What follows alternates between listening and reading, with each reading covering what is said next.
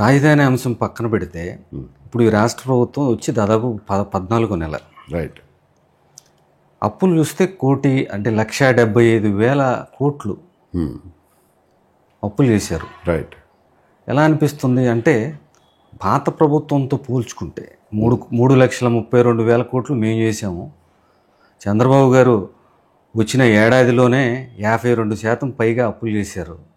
ఇక మిగిలిన 4 ఏళ్లలో ఇంకెంత అప్పు చేస్తారో అని ఒక ఆందోళన వైసీపీ నుంచి వ్యక్తం అవుతుంది కదా, మీరేం చెప్తారు? ఎగ్జాక్ట్ లెక్కలు తెలియవు కానివ్వండి నాకు.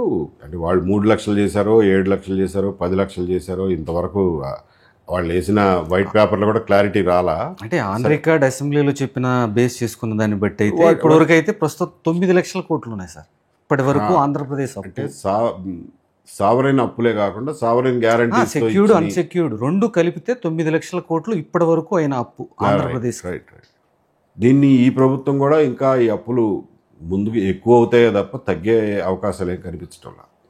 సో నేను అనేది అందుకే ఇప్పుడున్న పరిస్థితుల్లో కనుక ఇలాగే కనుక మనం ముందుకెళ్తే మనం గ్యారంటీగా ఒక అప్పులు ఊబిలో కూరుకుపోవడం ఖాయం. ఎందుకంటే అందరూ అదే పాలసీస్ దాదాపుగా అవలంబిస్తున్నారు. మీ వైపు నుంచి ఎటువంటి అంటే సూచనలు చేస్తారు? మరి అప్పులు చేయకపోతే ముందుకు వెళ్ళలేము, అభివృద్ధి అనేది ఉండదు అని చెప్తున్నారు. అప్పులు చేయకపోతే అభివృద్ధి అనేది ఉండదు అనేది కాదు, అప్పులు చేయకపోతే పంచిపెట్టలేరు. అది అంటే ఫ్రీ బీసు కరెక్ట్ కాదంటారు. ఫ్రీ బీస్ కోసం చేసే అప్పులు ఇవి, అంతే తప్ప అభివృద్ధి కోసం చేసే అప్పులు కావు. అంటే ఫ్రీ బీస్ కోసం మూలధన వ్యయం కూడా చేయాల్సి ఉంటుందిగా గవర్నమెంట్లో. ఎక్కడ చేయగలుగుతున్నారు? ఫస్ట్ ఫేజ్లో కొన్ని రోడ్స్ బాగు చేశారు, మంచిదే, కనీసం కొంత ఉపశమనం కలిగింది కొన్ని ఏరియాల్లో.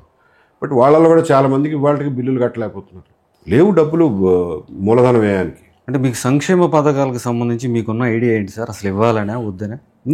ఈ లెవెల్ ఆఫ్ సంక్షేమ పథకాలు మనని రన్అవే డెట్లోకి తీసుకెళ్ళిపోతాయి, అంతే తప్ప వేరే మార్గం లేదు.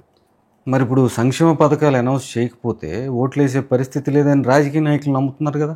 కరెక్ట్. వాళ్ళు ఆ సైకిల్లో చిక్కుకుపోయారు వాళ్ళు అందులోంచి బయటకు రాలేరు. మరి దానికి సొల్యూషన్ ప్రత్యామ్నాయం కావాలంటున్నారు, ప్రత్యామ్నాయ ఆలోచన కావాలి. దీని నుంచి ఎలా బయటపడాలి, ప్రజలకు ఏం చెప్పాలి, ఏం చెప్పి కన్విన్స్ చేయాలి, ప్రజలకు అర్థమయ్యేలాగా ఎలా చెప్పాలి అనేది ఒక ప్రత్యామ్నాయం. క్షేత్రస్థాయిలో పేదరిక నిర్మూలన కానివ్వండి, చదువు కానివ్వండి, ఆరోగ్యం కానీ ప్రాథమిక అవసరాలు ఏవైతే ఉంటాయో ఇప్పటి వరకు కూడా ఇంకా రూరల్ ఏరియాల్లో ఆ వర్గాలు ఆ ప్రభుత్వ పథకాల సంక్షేమం అందుకున్నప్పటికి కూడా ఇప్పటికీ అలాగే కిందే ఉన్నాయి. పైకి తీసుకురావాల్సిన అవసరం ఉంది కదా, దాని మీద ఖర్చు చేయాల్సి ఉంటుంది కదా.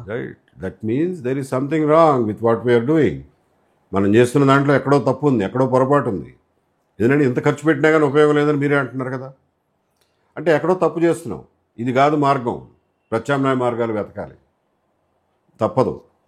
You have no choice, you just cannot go on like this.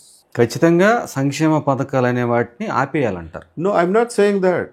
మీరు don't put words in my mouth. No because it's a sensitive subject and I'm in politics and I don't want to be మిస్కోటెడ్.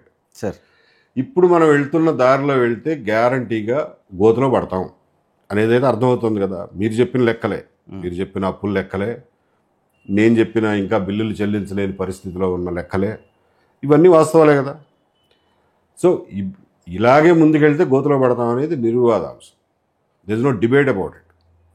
ఆ గోతులోకి వెళ్ళే ముందు ఎవరు last మైలు ఎవరు తీసుకెళ్తారో ఆ గోతులోకి అనేదే తేడా తప్ప గోతులోకి వెళ్ళడం ఖాయం. కాబట్టి you have to look at an alternative path.